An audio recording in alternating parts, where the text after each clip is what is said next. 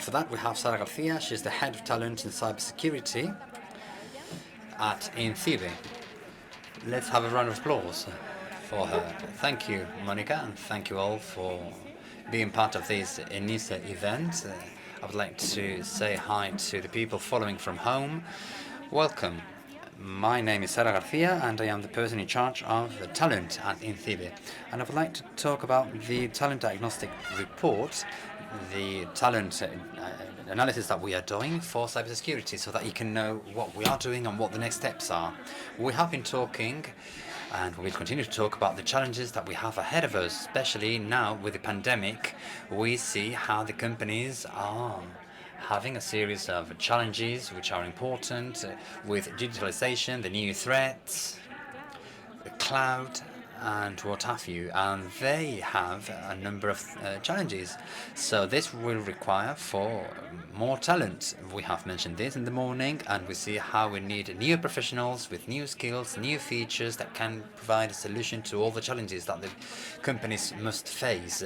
And of course, we have the talent, which also has their own challenges, to know what profiles there are, what things they should be improving on, and that's why we wanted to do a kind of a diagnosis to see what's going on in Spain, because normally we look at what's going on in the world, in Europe, but we didn't have enough and clear and precise information of what's going on at national levels, and that's why we started this analysis. What are the objectives? Well, these are 5. First, to identify what others are doing. So at international level, there are great powers in cybersecurity which we need to analyze, and we need to look at what they are doing in order to have a look at their best practices. Before, they said that in Spain we tend to be self-critical. We are doing things very well, and we also need to look at what's going on at an international level in order to do those things that we are not quite doing so well, copy some ideas, why not, and also put into place new ideas that can be a referent internationally. The second and third objectives are very close. It is to characterize and quantify the offer and the demand, what's going on at the national level in terms of talent, in terms of, well, the industry, with the new talent that we have. Next, we have an important objective, which is to make scenarios for intervention in all types and profiles that we want to do with the different typologies.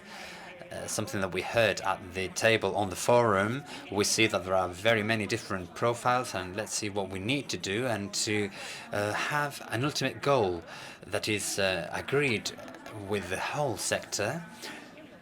What is it that we're going to do so that we can improve and to continue to develop those things that we are best at.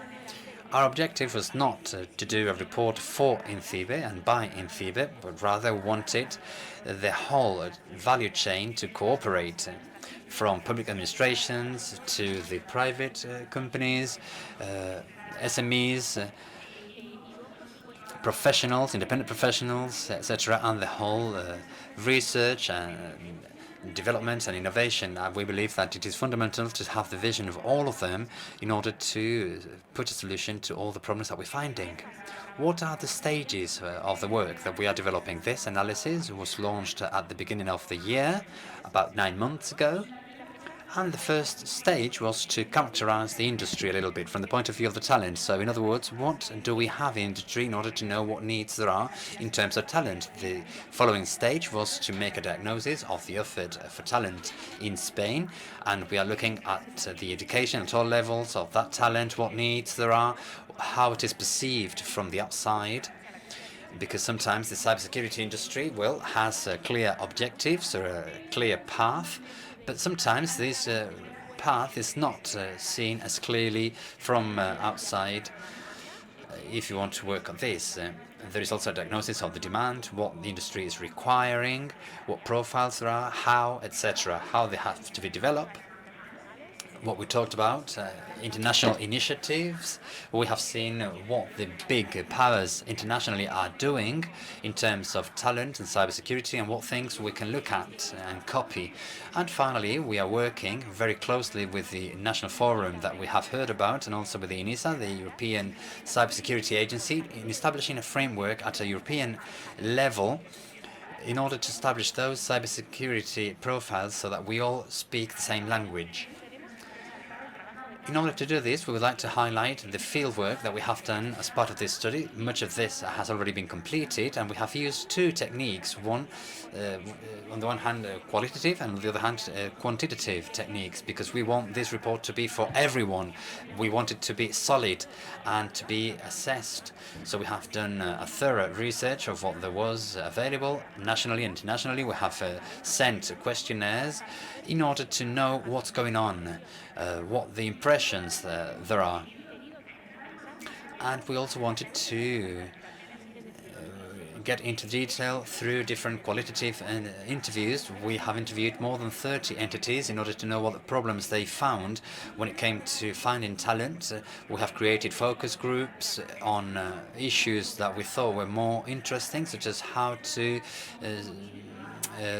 start with early talent, the presence of women in this sector. So certain work groups that allowed us, together with other professionals, to see what can be done in order to have a solution for these issues. And finally, but not less importantly,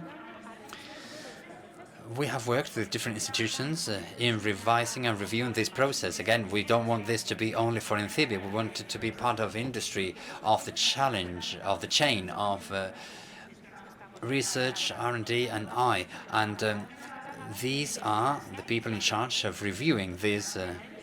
This panel of experts is in charge of reviewing everything we do in order to adapt it to the real feeling. And by way of conclusions, well, we have twofold conclusions. We have preliminary conclusions. We are in the first stages of the diagnosis, and the first would be related to the characterization of the offer.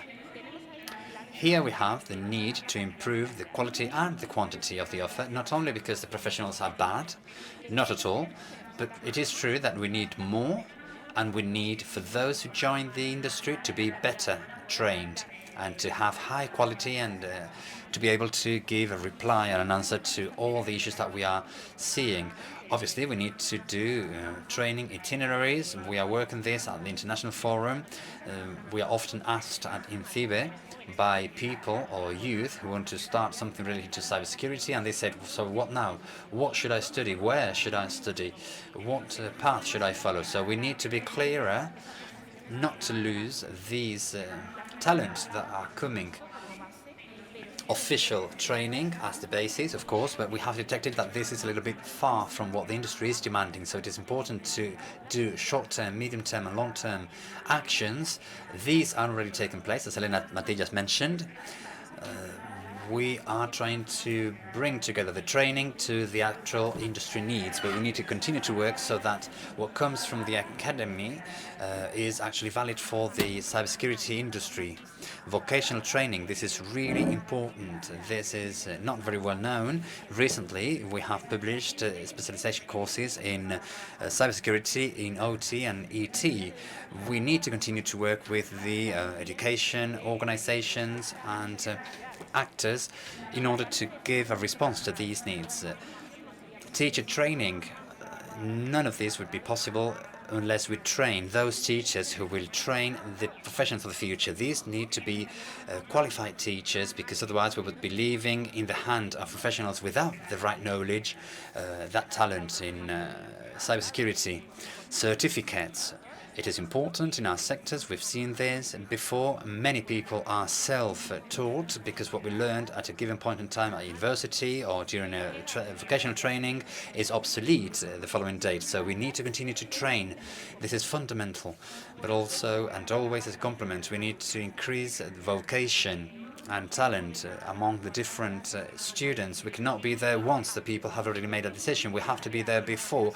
We need to enter a primary classroom to ask the students, and they should answer they want to be a hacker or they want to be a cybersecurity official and not a footballer, for instance. So we need to do that early intervention so that we can train the professionals of the future. They need to know that we are here for them, and we also need to distribute the gender-based gap.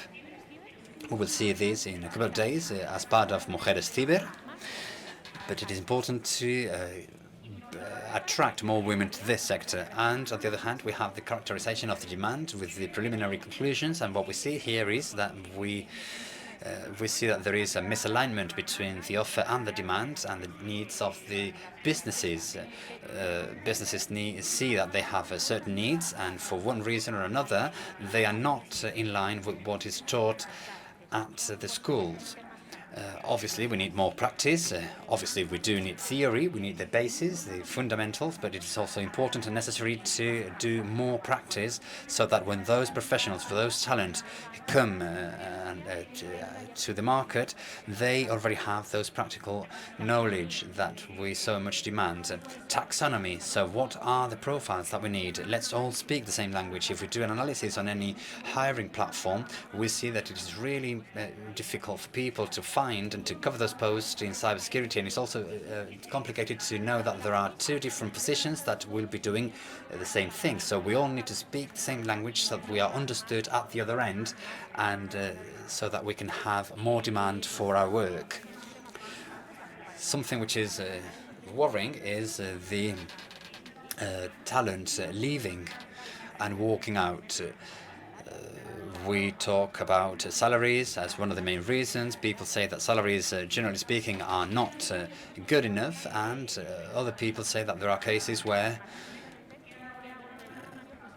people are being poached by other companies offering better salaries, and it is complicated to retain that talent in our organization. So we need to look together what we can be done, what we can do to resolve these issues. And finally, we need to establish clear and well-defined itineraries. So if I want to be a cybersecurity professional in this field, so what training itinerary should I follow? And self-training, obviously. Self-training in this field is demanded. It is important, but also always as a complement to something else. Companies do value that those people have also a certificate, be it vocational training, university degree, etc. So basically, these are the conclusions that we've reached so far, and as next steps, well, this study is being reviewed inside out by this expert panel that I just mentioned, and we do hope that in the next weeks we can publish this study, we can make it public in full details, and that we can work in all the platforms based on the actions that we've done. So these short, medium and long-term actions, including public-private and private cooperation, and we can do our bit to improve the situation of talent in Spain in a quantitative way. That's all from me. Thank you. I think I am within the time, so thanks very much for your attention, and enjoy the rest of the event. Thank you.